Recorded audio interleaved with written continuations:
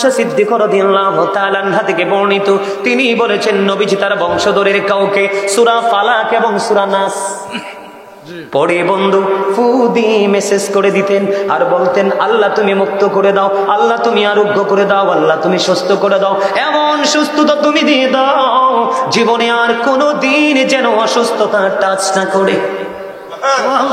আজকে থেকে আপনারা রোগ মুক্তির জন্য ফরজ নামাজের পরে, কোন নামাজের পরে সালাম ফিরাবেন, সালাম ফিরানোর পরে তারপর আপনি কি করবেন, একবার সূরা ফালাক একবার সূরা নাস পড়ে হাতে ফু দিবেন, ফু দিয়ে মাথা থেকে একবারে পুরো বডি মেসেজ করে দিবেন। নবীজির হাদিসকে বিশ্বাস করে মেসেজ করলে বিমার পালিয়ে সুবহানাল্লাহ বলেন, আরো জোরে সুবহানাল্লাহ। মজা লাগছে না খবরটা? এটাও কিন্তু রাসূলের ভালোবাসার অন্তর্ভুক্ত।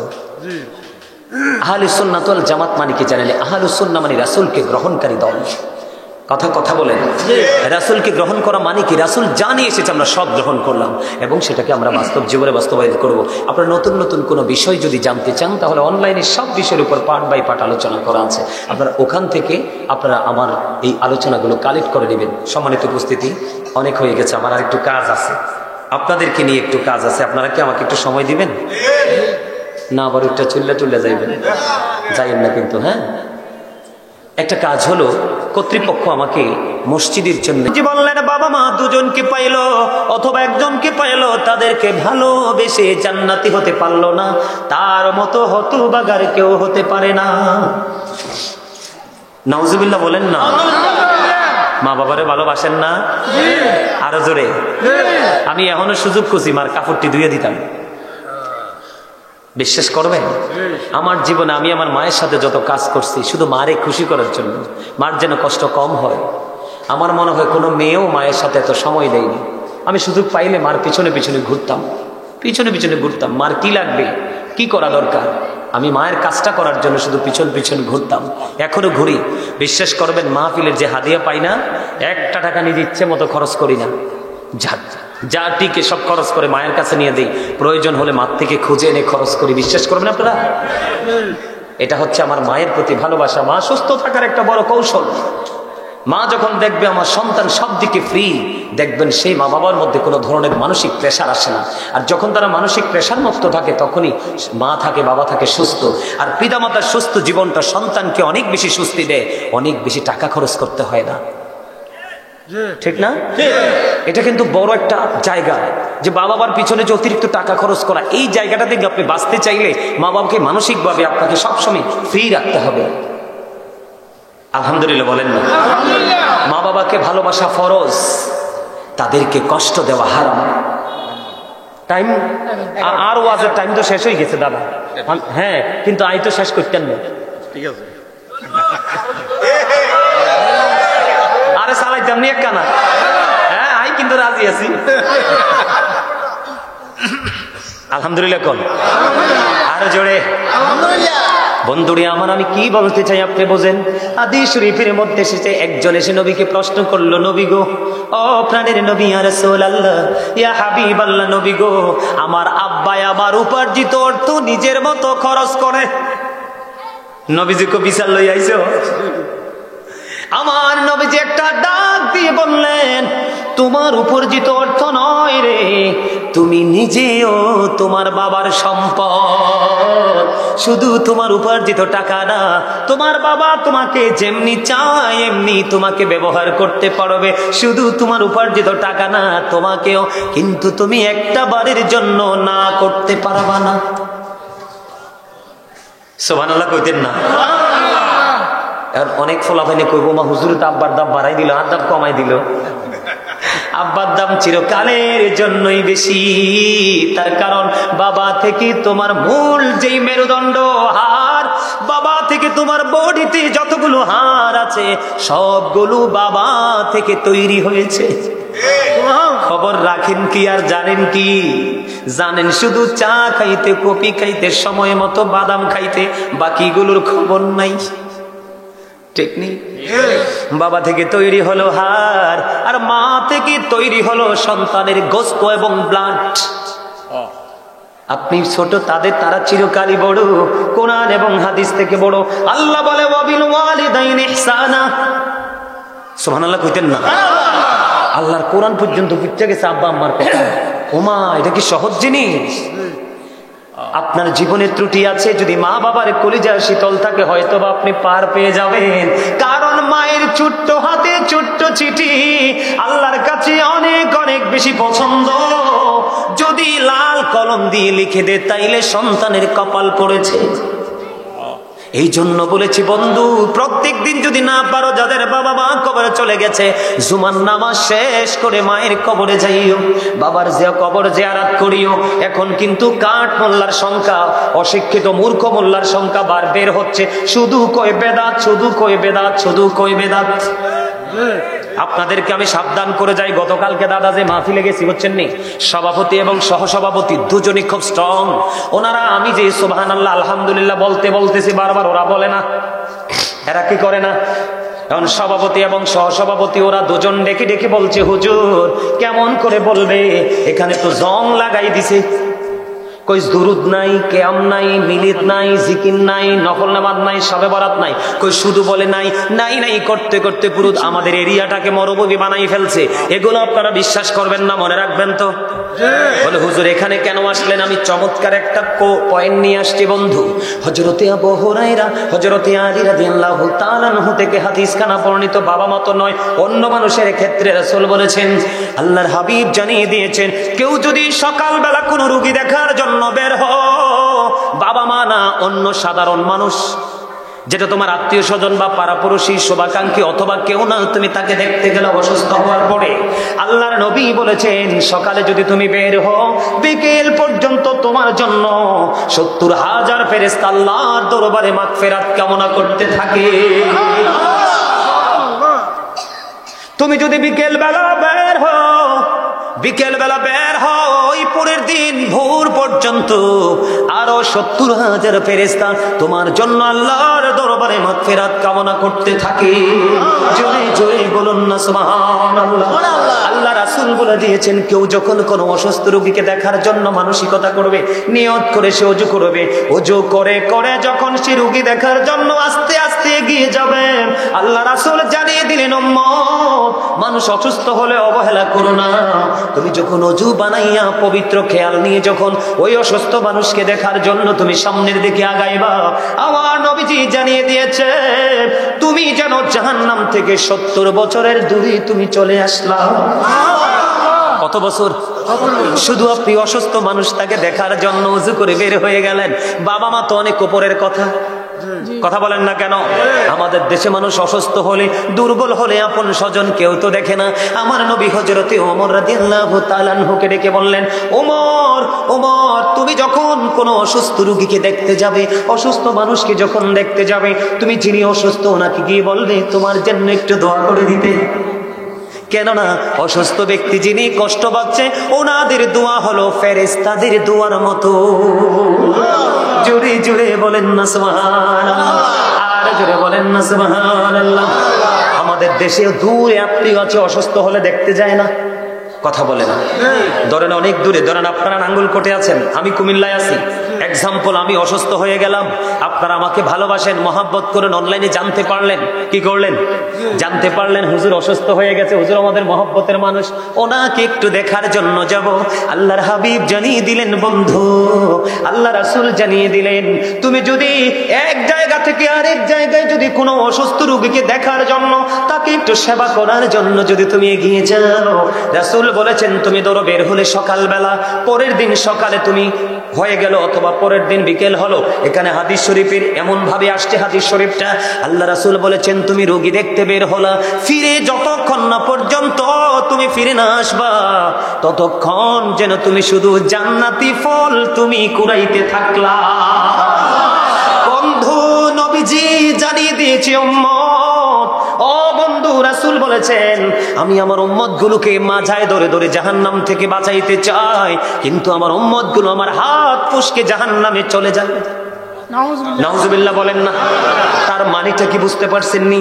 রাসূল বলেছেন আমি আমার উম্মত গুলোকে জান্নাতের সকল রাস্তা দেখিয়ে গেলাম, কিন্তু তারা আমার এই রাস্তা মতো হাঁটলো না, তারা নিজেরা রাস্তা তৈরি করে নতুন পথে হাঁটলো। তার মানে আমি চাইছিলাম জাহান্নাম থেকে বাঁচাতে, তারা নিজেরা জাহান্নামের রাস্তাটা তৈরি করলো। জোরে জোরে বলেন নাউজুবিল্লাহ।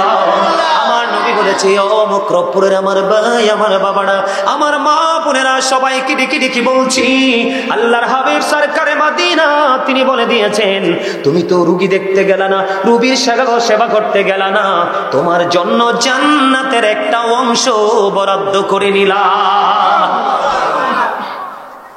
লাভ না লস? আরো জোরে। নবীজির সেবা করতেন ইহুদি বালক, কি জানি খবর লই আইছে আরেকজনে, অমানু কি কইবে মুহূর্তে কইয়া লাগে, আস্তে আস্তে মরি যেতে আছে, ধরছিতে ভালো করে। আলহামদুলিল্লাহ কন্যা, আমি এরকমে মাঝে মাঝে একটু আপনাদেরকে মজা দিব, যেন আপনাদের মধ্যে ক্লান্তি না আসে। ক্লান্তি মানেই অমনোযোগ। আপনারা কি, আমি বেশি বলবো না, অল্প কিছু হাদিস আপনাদের সামনে তুলে ধরবো। আপনাদের কাছে কি সত্যি ভালো লাগে? রাসূল বলেছেন কি, তুমি তো অসুস্থ রোগী দেখতে যাওনি, তাকে তো তুমি সেবা করতে যাওনি, তুমি যেন তোমার জন্য জান্নাতের একটা অংশ তুমি দখল করে নিলা, বরাদ্দ করে নিলা। সুবহানাল্লাহ। আজকে থেকে অসুস্থ মানুষ দেখতে যাবেন তো? দেখেন দেখেন, অসুস্থ মানুষ দেখতে নবীজিকে ইহুদি বালক সেবা করতেন। কি করতেন দেখেন না, নবীজি কেমন শিক্ষা দিয়েছেন। ইহুদি বালক নবীজির সেবা করতেন। নবীজি শুনতে পেলেন সেই বালকটা অসুস্থ হয়ে গেছে। অসুস্থ যখন হলো, নবীজি বালকটাকে দেখতে গেলেন, কিন্তু বালকটা তো ইহুদি। নবীজি ইহুদিকে দেখতে গিয়ে দেখলেন, সে যদি এই অবস্থায় মারা যায় তাহলে সে তো জাহান্নামী হয়ে যাবে। নবীজির গোলাম কখনো জাহান্নামী হতে পারে না। বন্ধু, নবীজি তাকে ইশারা দিলেন, তুমি ইসলাম ধর্ম গ্রহণ করে নাও। সে তার বাবার দিকে তাকায়, ইহুদি বালকটা তার বাবার দিকে তাকায়। নবীজি যখন বললেন তুমি মুসলমান হয়ে যাও, ইসলাম ধর্ম গ্রহণ করো, সঙ্গে সঙ্গে বালকটা তার বাবার দিকে তাকালো।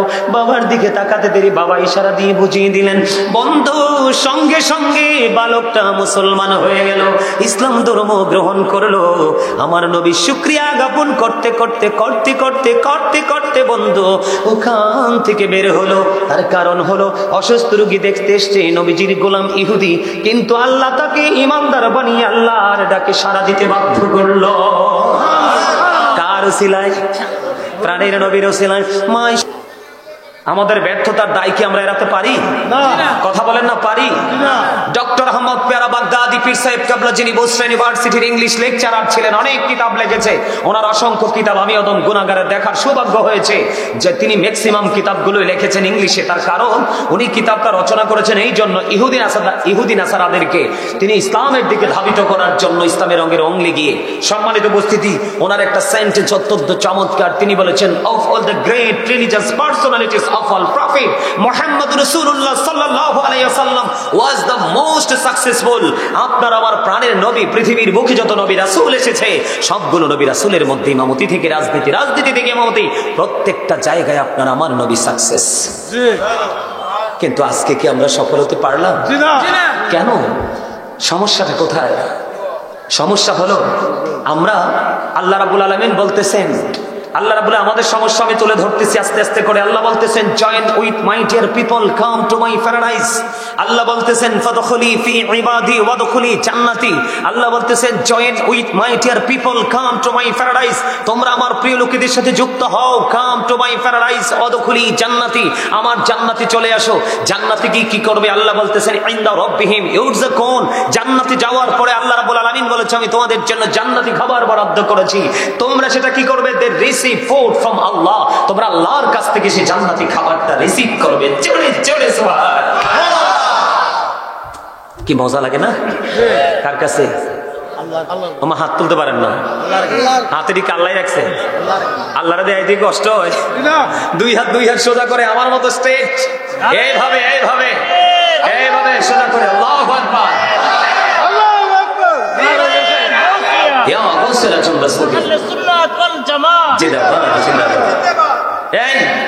তাহলে রাসূল সফল, আমরাও তো সফল হওয়ার কথা, কিন্তু কেন পারি না?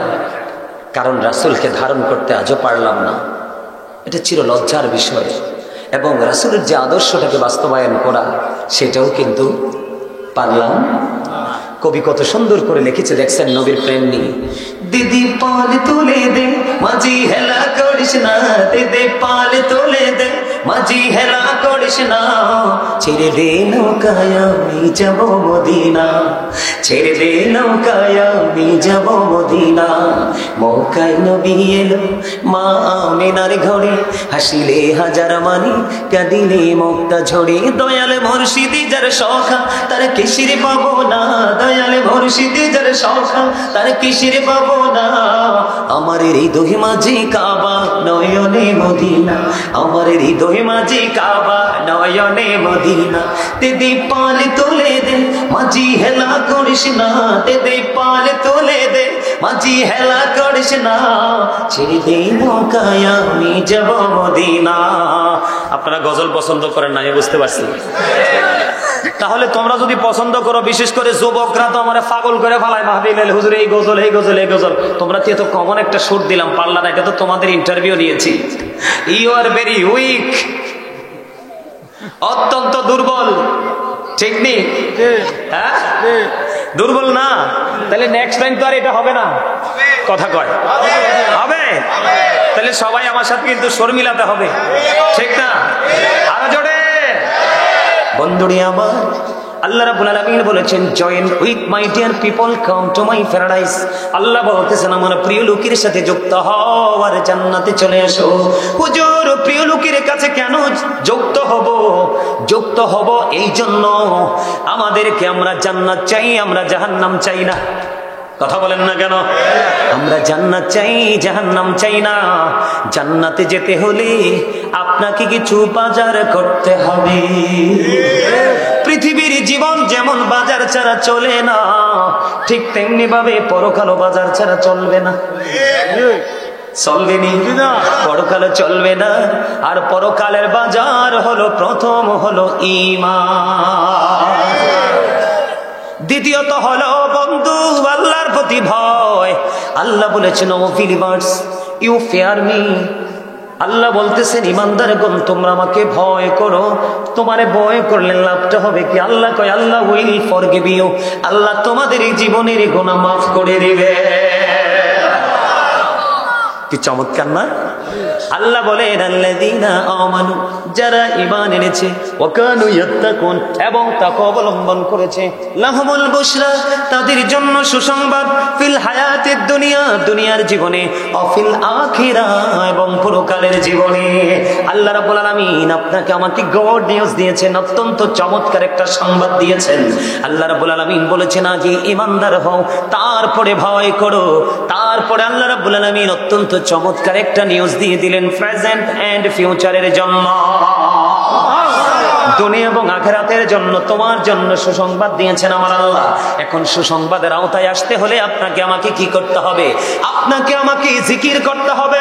আল্লাহ রাব্বুল আলামিন বলেছেন, remember me then I will remember you. Allah বলেন, remember me then I will remember you. তোমরা আমাকে স্মরণ করো, আমি তোমাদেরকে স্মরণ করব। ফাযকুরুনি আযকুরুকুম। সুবহানাল্লাহ বলবেন না? আরো জোরে ছোট্ট করে বলবে, এগুলো আমার আলোচ্য বিষয় নয়। আমি আমার আলোচনায় ঢুকলাম আরো আগেই, কিন্তু আপনাদের দুর্বলতা দেখে আপনাদেরকে অ্যাক্টিভ করার জন্য বন্ধু এখানে ঢুকলাম। জিকির করতে হবে। জিকির হলো আরবি শব্দ, বাংলাতে যেটাকে বলা হয় স্মরণ করা, ইংলিশে যেটাকে বলা হয় রিমেম্বার। সুবহানাল্লাহ বল আল্লাহর জিকির, আলহামদুলিল্লাহ বল আল্লাহর জিকির, লা ইলাহা ইল্লাল্লাহ বল আল্লাহর জিকির, আল্লাহু আকবার বল আল্লাহর জিকির। সৎ কাজের জন্য কাউকে ডাকা আল্লাহর জিকির, অসৎ কাজের জন্য কাউকে বারণ করা এটাও জিকির। নামাজ দাঁড়িয়েছো সেটাও জিকির, হজে গেছো সেটাও জিকির। হজ হলো জিকিরের জুলুস, কারণ বিভিন্ন জায়গা পরিদর্শন করে সম্পূর্ণ করতে হয়। নামাজ হলো জিকিরের জলসা, যার কারণে একই জায়গায় দাঁড়িয়ে বসে সম্পূর্ণ করা হয়। নামাজের মতো আজকের এটাও হলো জিকিরের জলসা। আল্লাহর নবী সরকারে মদিনা তিনি বলে দিয়েছে, প্রত্যেকটা যন্ত্রকে ক্লিয়ার করার একটা মেশিন আছে, প্রত্যেকটা মেশিনকে ক্লিয়ার করার একটা যন্ত্র আছে। আর মানুষের মনের গড়ের ময়লা দূর করার যন্ত্র হলো মাওলার জিকির। সায়েন্টিফিক যারা তারা গবেষণা করেছে, তারা বলেছেন, Zika is the heart medicine, জিকির হলো হার্টের ঔষধ। সুবহানাল্লাহ বলেন না? আল্লাহ রাসূল বলে দিয়েছেন, তোমরা যখন জিকির করবা এমন ভাবে জিকির করো মানুষ দেখলে যেন তোমাদেরকে পাগল বলে। আল্লাহর নবী বলেছেন জিকির জবান দিয়েও করা যায় বন্ধু, অন্তর দিয়েও করা যায়, তবে জবান এবং অন্তর দুটো মিলে যে জিকির করা হয় ওই জিকির হলো সবচেয়ে উত্তম জিকির। সুবহানাল্লাহ বলেন না? আপনারা যারা আজকে জান্নাতের বাগানে এসেছেন বন্ধু, আপনারা কত বড় সফল ব্যক্তি কল্পনাও করতে পারবেন না। কারণ আপনি এখন আর আমি লাঠি নিয়ে যুদ্ধ করতে হবে না, পিস্তল দিয়ে যুদ্ধ করতে হবে না, কারো মাথা ফাটাতে হবে না। জীবনে যতদিন বেঁচে থাকবো মৃত্যু পর্যন্ত আমাদের যুদ্ধ হলো আত্মার যুদ্ধ। কিসের যুদ্ধ? যেমন আজকে আপনারা যারা জান্নাতের বাগানে প্রবেশ করেছেন, একাধিকবার মন নিষেধ করেছেন, না না বাড়ি যা, ঘুমা, বন্ধুদের সাথে আড্ডা দে, কিন্তু আপনি যুদ্ধ করে জান্নাতের বাগানে চলে এসেছেন। আল্লাহ রাব্বুল আলামিন বলেছেন ইন্না কাইদা শাইতানি কানা দাঈফা। আল্লাহ বলেছেন শয়তান ডিসেপশন ইজ ভেরি উইক। মুমিনের জন্য শয়তানের ধোঁকা একেবারে দুর্বল, হাজার চেষ্টা করলেও শয়তান আটকাতে পারে না।